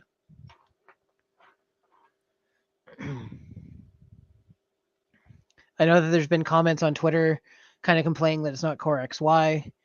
And then the comments have been, well, if it was Core XY, then it's not it's not the next generation of the Mark III. Yeah, it's not the I series. Yeah, it's a new product, and I can understand that, but also, what is the hoop made out of? You mean like the heating hoop? The frame. Oh, I'm not sure. I've done got hexagons in the back of it. I've done a bare amount of reading. I'm not going to pretend at all to be of an expert level on it, but it's molded. Oh, I have to share this. Let's bring it up. We got 30 minutes. Let's why don't we spend some time talking about it? Everybody else is going to be talking about it. Yeah. You can just cover me up. I'm pretty ugly. All right, let's see how we go. How. That's exactly what I was thinking. That's why we get along so well. You know what the worst part is, though? After that, I can't think of how the song. Like, I know that there's lots of guitar and stuff after that, but like that's the only part that how. But I couldn't hum the rest of it at that point. You know what I mean? I don't know if I could either. It's weird. DPT has already done his 40-minute video breaking down the upgraded Mark 3S. You know what? Like, I watched the video, and if you concentrate on the technical stuff that he's talking about, he brings up some points about the way it is, and he hates bed slingers, so he does bring that up quite a bit. And he says that a lot of the stuff that's been put in the Mark IV is already in other printers at this point. I don't know. All right, so I took us both out of there because nobody needs to see us anyway. I can pick my nose now. So just be careful because you might be in the process of doing it, and then I undo that because I can still see you because you're in the green room. You'd have to assume that I'm ashamed to be picking my nose, which that's true. Yeah, it's not a problem for me. It's not a problem. It's not a problem. So what I do see here. Oh, okay. The kit is $7.99. So the frame is thicker and more rigid. Printed parts have all been improved. I know that. Is the $1,099? Is that the pre-built? And then the $7.99 is the kit. Must be. Because I don't see anything up here that says. Well, maybe it's because it doesn't have kit in the name. It's like if it doesn't have kit, you assume it's. All right, so let's bring these pictures up bigger. Oh, I have to click here. The other thing you could do quickly if you wanted to is bring up the video of it printing the benchy to show the movement speeds and stuff that they've got off of it. All right, we can do that. I'm not saying put the whole thing through because it literally is a 20-minute video. Right, we only got 30. Yeah, so I think it might be good to spend 30 seconds to a minute seeing it in action, and seeing maybe because I haven't gotten a good look at how the bed leveling and stuff works too. I was watching this at like 2:00 in the morning last night, couldn't sleep. So the extruder seems to be like not as deep this way, just more tall. Like they did a more tall extruder. And looking at the Mark III right now, though, it's not a ton taller. But they've kept. Well, I mean, looking at my extruder, I'm making hand gestures that you guys can't see. Like everything sticks out forward because you can see my cursor, right? Yep. Okay, so the stepper would be sticking out here, like it sticks out. Well, I guess it's not. I guess it is up high, but So I I'm don't just know. gonna It address. just seems So Brian said that sounds expensive, but you're basically buying a printer all over again. The kit is the it is. unassembled one. It The is the printer, right? yeah, Yeah, it's yeah. not the upgrade. There's a couple of upgrade paths. One that's 249, one that's 400, and one's 5 something. And the 5 one is a full blown, brings you from the 3S up to the 4. The difference between the 3.9 and the 4 is the 4 includes 0.8 degree steppers, whereas the 3.9 still uses the 1.8 degree. I think I got that right. It sounded pretty good to me. But yeah, see how this like from here to here is real thin. Yeah. As where like with the one that I have sitting here, and I'm sure yours is that way too. It's like the stepper starts here and then sticks way out. So the thing is, the extruder is using I think it's a 10-to-1 geared extruder, so it can also be using a smaller stepper.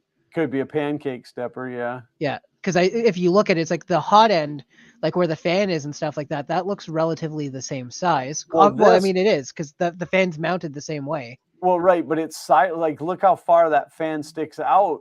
Oh, that's true. And that this is true. way back, yeah. Yeah. So like it was does this picture. Can I zoom? Is it going to let me zoom? No, it's not going to let me zoom. So I mean, this is the cheap way I would do it. I would open up and then screenshot and then drop it into like Paint and zoom in that way. But maybe it was actually the next picture. Oh yeah, here, look at you can see the injection mold things. So that means it's no longer steel? It's not metal. What would it be made out of that's more? Well, I guess it could be. It doesn't look. One that we have, is that steel or is that aluminum? I thought it was steel, but I could be wrong. Let me look it up while you got the pictures up. I'm trying to think if I have a magnet here. The frame of the Prusa is steel. Well, hold on a second, because it says Prusa steel 3D printer. Give me a second here. Frame. So they sell the frame on their website, but it doesn't say what it's made out of. It just says frame. And I'm trying to think if I have a magnet. I think I do right here. AliExpress says one set Prusa Mark III aluminum alloy metal frame, and it looks like it's the same. I mean, obviously it's AliExpress. It's a knockoff, but right, it could be made out of Chinesium. Yeah. No, it is not. But like, I would totally go to. It's not ferrous at all. It's aluminum. Yeah, so it's aluminum. Aluminium. That being said, if I went the upgrade path, I'd also probably I'd go for the full Mark IV. Then I'd probably go on AliExpress and buy all the parts to rebuild your Mark III. Well, because I don't even know what I'd need. I wonder what it reuses. Probably the power supply. I like and the smooth rods. This. I like how they changed this. Isn't that how mine looks right now, more or less? Well, see, again, mine started as a 2. Oh, okay. I went to the 2. No, it started as a 2S. I went to the 2.5 and then the 2.5S, and that's where it's sitting now. So what I have is I have a bolt with a piece of printed plastic on it, but it's not encapsulated like this. Oh, mine's not encapsulated either. The cables go into like they're tied to the bottom of what you're talking about. Yeah. Yeah. So yeah, no, it doesn't have the capping over it. So, and I can't really see going down into the box here, but that looks like it's a lot beefier too. I wonder what. So yeah, I'm curious what the frame is made of. I'm gonna see if I can find out what the new one is. I'm curious too, because and then like, are the rest of these parts? Because I mean, they look super clean. Are these 3D printed? I mean, how crazy would it be if they all of a sudden went injection mold on everything? What you need to know about the Prusa Mark IV. Let's look for the word frame. Injection molded aluminum frame. The Mark III uses a cut aluminum frame that works just fine, but Prusa has been slowly advancing in manufacturing. The Mark IV's new frame is an injection molded aluminum-based alloy that is first created in 2-part mold and then cleaned, sandblasted, and powder coated and it features their classic honeycomb geometry on the back. Wow, I didn't even know that was a thing. Neither did I. I had never heard of that before. So Injection molded aluminum. Well, and then if you look at this box, I think this electronics box is metal too. that door does, yeah, that Look that panel at least. look how thin it is, and Yeah. even where like the louvers are and stuff. And also, did you notice it's USB-C now and it has integrated Wi-Fi and Ethernet? Oh, no more octopi. Huh. And I believe it's got like the control software that's built into it. When you're connected to it over your network, it is like encrypted traffic too, so it's Well, supposed to be secure. that's good. Yeah, it is a good looking front display. I don't think it's a touchscreen because if you look, the dial is still on the right hand Yeah, side. still got the It, knob. I am actually curious if it's the control screen or like the screen from the Mini and then rotated 90 degrees. Probably. And it is actually touchscreen, but you have to use a stylus.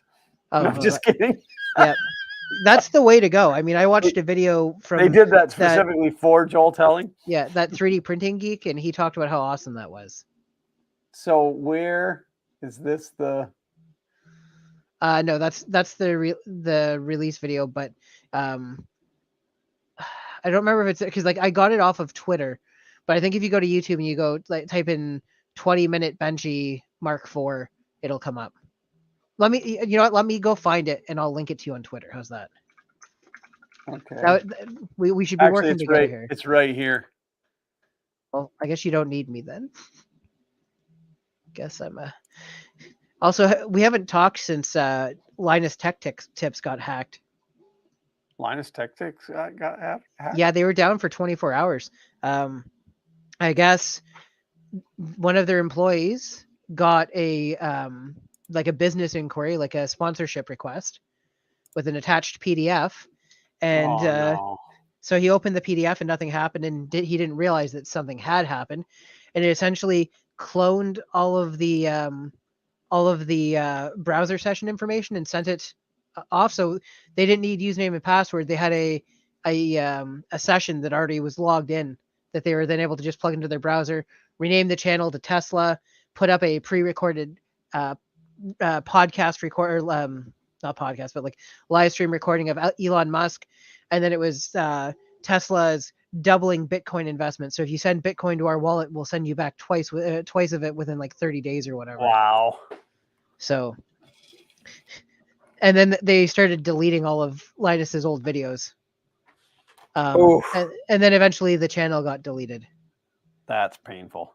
Yeah, so they lost an entire day of income, and then so when they came back up, he did a video on how it happened, and a sponsor popped up and was like, "We're gonna pay to help offset the money you guys lost, so we'll sponsor the video." And I think it was dbrand, but they set up a website called shortlinus.com that was specifically for their sponsorship for that day, and you could save 15% site wide by entering the code 5'1" at checkout. Wow, Look at it go. That really sucks. Look at that printer go. Yeah, it looks like it's sped up, but I mean you can see that it is not. So here's the thing, because like, contrary to popular belief, I'm not a Prusa fanboy. I've loved my Mark III. The Mini is starting to do better, and I'm getting happier with it. Like I had that one print that I said that had under extrusion. The last one, I don't think it was necessarily under extrusion. I think it was printing layers too fast. You know, I mean, I don't have a minimum layer time on it, so I think it was actually like a cooling issue. Regardless, I'll figure it out. But I don't know what I want to go with my next printer. I want to get something that's fast because I'm doing big projects now. Well, it would be nice. It would be nice to be able to, like when you need a part, click a couple buttons and have it relatively soon instead of 14 hours later. I think I sent you a screenshot of the render of my next PC case design. I don't think you replied to it, but I sent it to you last week because I did the modeling while I was sick in bed. You sent it from from the Time Traveler Did I? Oh, maybe. account. But I had all this time to do modeling because I was sick in bed for 2 days. Oh yeah, I yeah, could, yeah. 'Cause you said it's slightly larger than the original. yeah, it's 10 millimeters bigger, but I had it originally scaled to the exact size, but by Also increasing it known by as 1 centimeter for those of you in the U.S. yeah, by increasing the size by that 1 centimeter, I was able to use parts I already have on hand Yeah. versus having to go and buy. It was going to cost me $300 to do what I wanted to do, or Oh. I do this. So I'm like, No, nobody's gonna care about no, and it's going to be 10 well, millimeter. and it brings it from ITX to micro ATX. Micro ATX, you can get boards for like $50 for whatever platform Right. you're, $80. So it makes it way more accessible for people. Yeah, lots and lots of choices. I suppose I Um, could shoot this like. full screen. Did it pause? Did you pause? Can anybody in chat see me? I don't know if it's me or Glenn.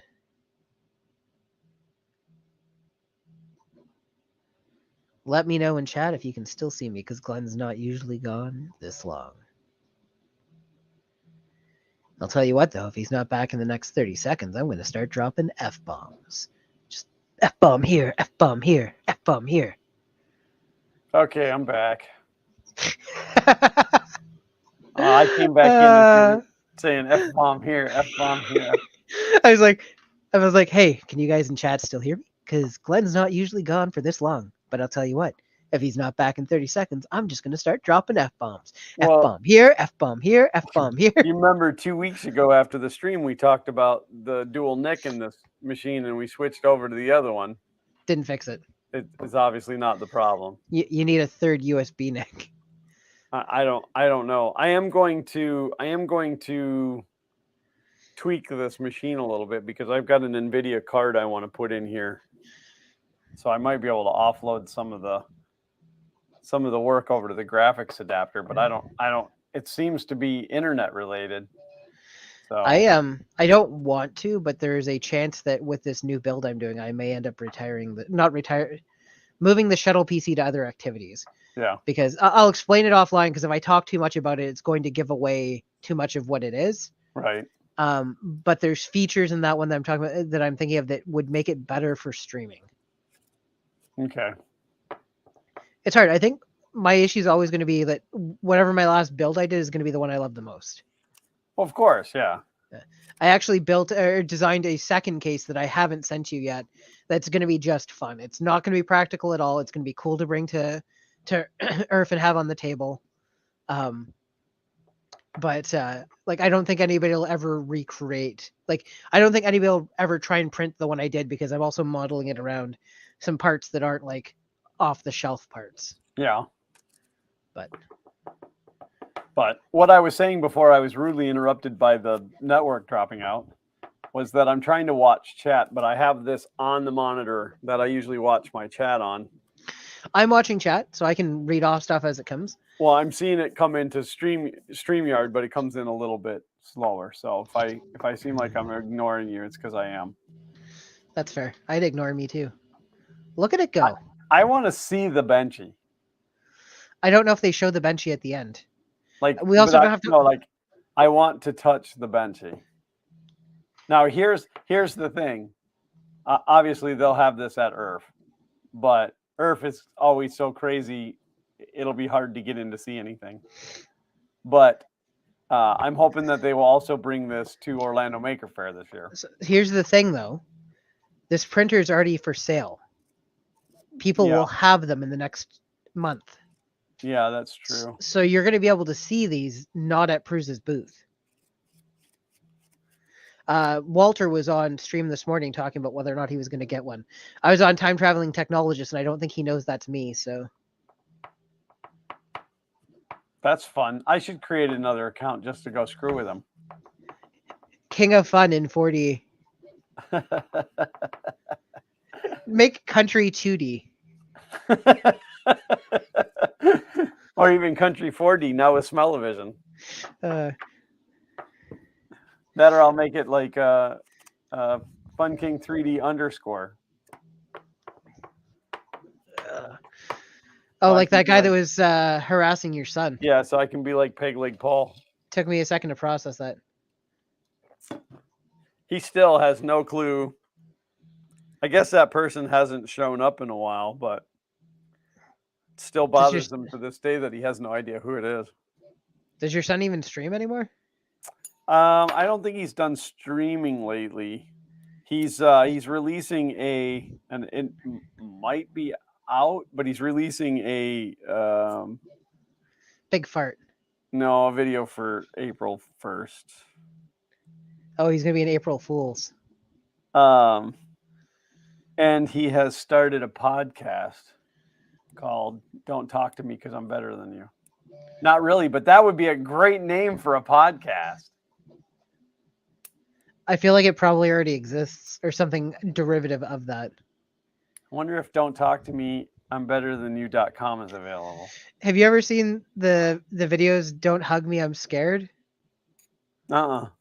It's these videos that look like they're from like a kids TV show, like where it's like people in like costumes, or I think some of them are animated and stuff like that. But so it kind of looks like I'm gonna say Sesame Street type stuff, and Okay. they all start, they just get like more twisted the longer you watch them. Great. That's the kind of stuff that you see on It, the it's like it turns the into nightmare fuel. Yeah, yeah, like the social disorder type YouTube channels. So, a while back I registered that domain name fartgenerator.com, I do seem to remember you talking about that. and I have it pointed at Xander's website because that's funny to me. So I fed that into a website appraisal place the other day. Find out how much it was worth. Yeah, and they're saying that it could be worth about $4,000. Now, All of of a sudden, course, fart generator just became a profit generator, is what you're saying. yeah, I've had it for about 2 years now, so I paid like $20 for it. But of course, things are only worth what people are willing to pay for it. So I've got a stack of domain names that I don't really use, so I'm going to put them up for sale and see if they sell, because I could pay off some bills that way. Could be fun. Could get you top billing.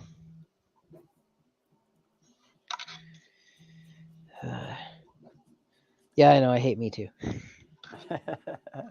So this is a good way for everybody to get to watch somebody else's YouTube without them getting watch credit for it. Yep, we are certainly pirating their content. Yeah, I don't know. Is this even legal? I don't know. I'm not a legal beagle. Yeah, I don't know if this is against the rules or not, but I mean, I guess technically we're advertising for them, so. I'm sure they're happy to have us be talking about it. I'm Now not going to ask for confirmation. it looks too like these now screw together, Oh, it which would does look make like it that. easier to take this apart and get the bearings out of it. Well, because the current ones have a slit, right? So they'll expand a little over when you insert them. Yeah, but it's an absolute nightmare. You think that's a nightmare? Imagine being married to me.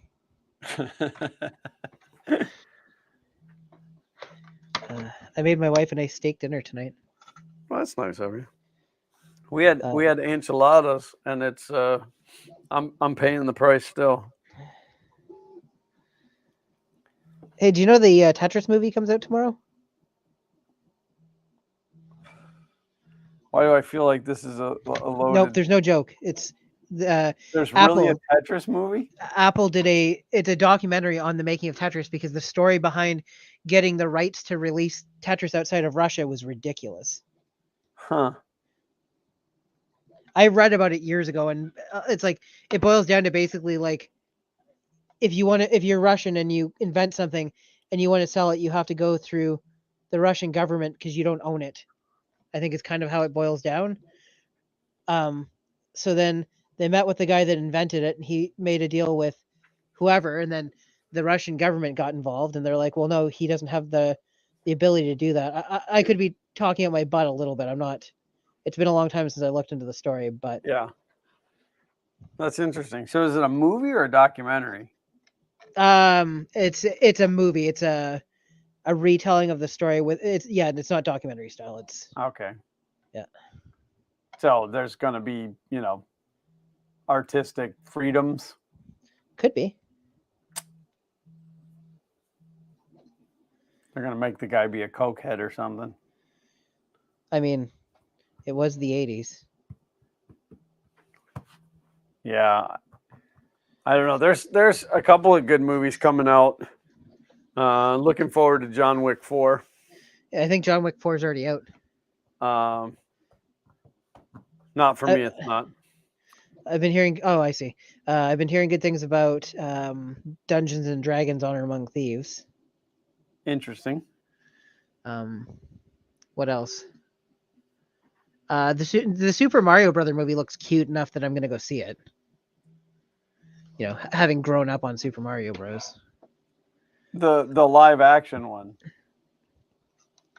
You know what? I tweeted out this week. I enjoyed the Super Mario Brothers live action movie, and I'm tired of acting like I didn't. Yeah, I seen that tweet. I'm not saying it was a cinematic masterpiece. I'm not defending its many flaws. I'm saying it was entertaining. Yeah. And what more can you ask for a movie that you bought for $8 off of eBay?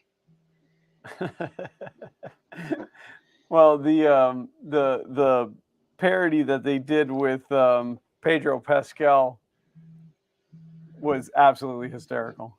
I've not seen the Pedro Pascal parody. Yeah, I can't. I think it was a Saturday Night Live skit, but it was Saturday Night Live. because I don't watch regular TV. Like if I watch like TV, I'm watching things like Discovery or Science Network or whatever, Science Channel. How about the movie Constipation? It hasn't come out yet. It hasn't come out yet. No, I'm trying to think of the other one that I'm. I seen an announcement yesterday or the day before. Again, days are kind of blended together when I'm in brain fog mode. That the Fallout TV show has wrapped. They have wrapped filming on it. So that's pretty impressive. I mean, I definitely thought we would be farther off of that based on the pictures of the gas station, but who knows when those were taken versus now, Absolutely. What was hey, did you hear the joke about free healthcare? No. You wouldn't get it. That's quite appropriate. Yeah. There is a guy on Instagram, the Earl of Dad Jokes, and that guy cracks me up so much because he can't tell the jokes without laughing. That's always the best. I go through that same thing every time I try to get Zach with one of them. So Xander and I had to go to the pet store the other day. To get cat food and stuff. And I said because we always go in and we look at all the cats that they have in there for adoption. And I said to Zach, I said we went in, but all the cats were sleeping. I said it was crazy. I didn't get to mess with any of them. They were all asleep. I said, but what was really weird was there was a dog in the toilet. And right at that moment, oh no, I said to him, but do you know what kind of dog it was? And it was right then. The head goes down and he starts to walk away because he doesn't know what it is, but he knows it's coming. He knows. I said it was a poodle. That joke stinks. Yeah, it was all wet. But yeah, I try about once a day. I try to get him with something. I like how we said we weren't going to watch the entire thing, but it's going to wrap up just as the stream wraps up. I just let it go while we were talking. So. Yeah, I think it's a hall sensor for the filament run out now instead of being infrared. What's that? I think it's a Hall sensor for the filament runout sensor instead of being infrared now. Okay. Well, you can see there's like some blinky lights up at the top, up here. I wonder if that's the heating element or not. I also see a red light on the left side, perhaps, and then there's the blinking red light on the bed. Well, yeah, there's this one back here. You're talking about this one? That's I a can't see. reflect. I can't see your cursor now. There we go. Yeah. Oh, except for I paused it. Right here? No. That's no. that's Down on the heat. down Like here. no, go up, up, and then well, it's gonna be hard because it's on the hot end assembly. It kind of Well, looks like there's a no. Then down. It's like almost. It's running parallel with the bottom bar. Maybe I'm wrong because I'm looking at it from quite a bit away, and it's yeah, over on one the left. It's over on the left hand side. and mine is like big. I have So do you see? There's like a red spot. I don't know. here. Maybe yeah. There That's wire. is it. Just wire? Yeah. I don't think that's a light. But You're what's weird is probably now right. nothing's lighting up down here anymore. But Tony Ryan said just another couple of Prusa shills. And I know I hate that's that. Look, I hate that we're at the point now where you can't like something without being called a shill for it. Like, uh, hey, I like my Prusa. No, you're just a shill. I'm like, well, no, because I have my Prusa. I have two CR10s. I've got a flying bear. I've got my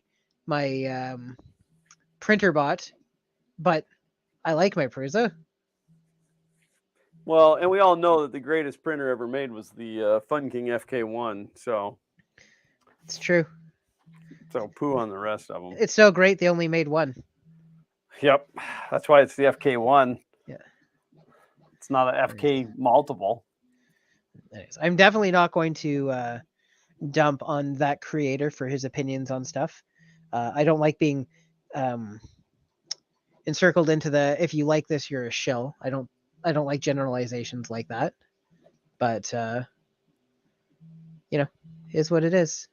Yeah, it's really funny because I mean, like I've been in the 3D printing community since early 17 May.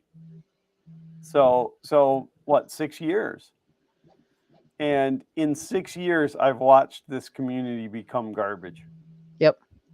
Like It's just people yelling at other people because if you don't like what I like, then you're the enemy, and it's like that's just a terrible way to be.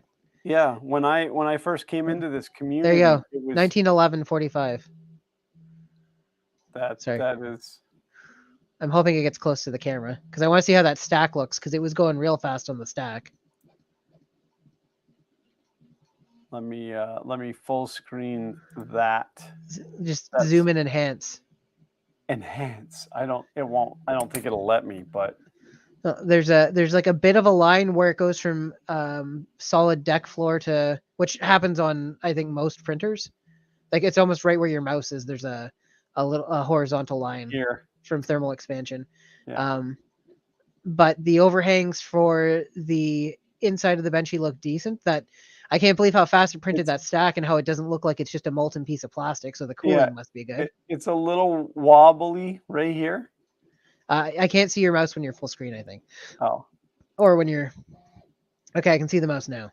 Yeah, except for now I like played it and it but this right here is a little wobbly. But I mean honestly for the amount like for rapid prototyping it would be fabulous. Yep. And then, you could always slow it down to print your bestest quality later. So, well, that was fun. I'm glad that we pulled that up. And we're now 9:01. So I'll start by saying, Glenn, do you have anything you want to promote this week? I don't. I'm not even sure I'm going to have a video ready just because it's been such a horrific week this week.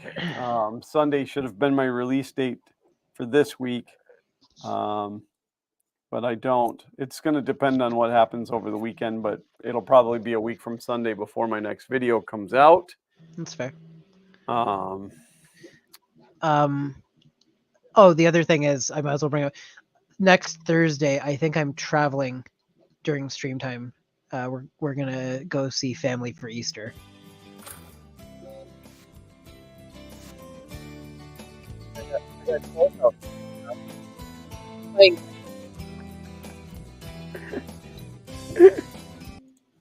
But anyway, so yeah, just keep me posted, and I Okay. will I will share that with the Twitter. I really am trying to get in the habit of still scheduling the streams on On Sunday. Sunday, keep the habit. I didn't this week because we had some other stuff going on Sunday morning, so things were really hectic. And then I totally forgot until this morning.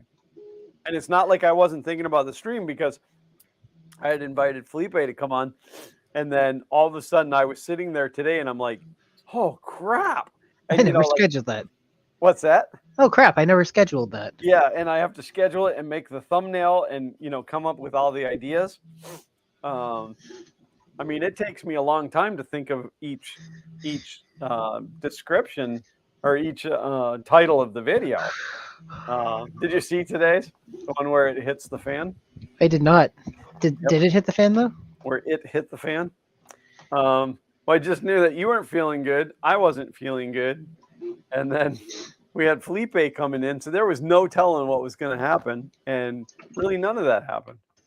So, Although once I again, think this is our most kind of like focused one in a long time. We actually discuss stuff, yeah, and I definitely think the 5 people that are watching right now probably loved it. maybe I need to like turn my brain off more often. So, well, according to YouTube, 7 people are watching, but whatever. Hey, it's the core audience. It's the important people, and that's what matters. That's why we do this. Yep. Otherwise, I don't really have anything. You promoting anything? No, I've been scrambling to get this build done. I was planning to try and finish it and film it tomorrow, but I got to bring Bo back to the vet, and Mika might have to go to the vet. She hasn't pooped in 2.5 days, but she's acting normally. So I can relate to that. so 72 hours is when you should start considering bringing them to the vet. So Oh, really? yeah, but she didn't eat much one day, so it's like I'm just kind of waiting for her. She scarfed food today, and she's been drinking, and we'll see what happens. My cats just like poop constantly, so they are poop machines, just like my children. They're usually once a day, and then both like they're usually first thing in the morning. I'll clean the litter box in the morning, and then I'll be making breakfast, and both of them will poop, and then I'll have to clean the litter box again before I go to work. And they both missed not this morning, but yesterday morning, and then Bo used it last night. So I don't know. This is some riveting conversation. Justin said we're getting close to RMRF, the RMRF. There's a rumor the MK4 will be there. I'm sure they would have one there. I'm sure that I wouldn't be shocked if there's not one at Murph and Earth. And I mean, there's gonna be people with them at those events. yeah. So, but Alrighty. otherwise, that's all I got. So this is the part where I say thanks to each and every one of you for tuning in. If we were off our game, we apologize, and if we were totally nailing it, then good for us. I still apologize. We thank you all for tuning in. We love each and every one of you because without you, these streams would be useless. So as I always say, until next time, as always, Print on.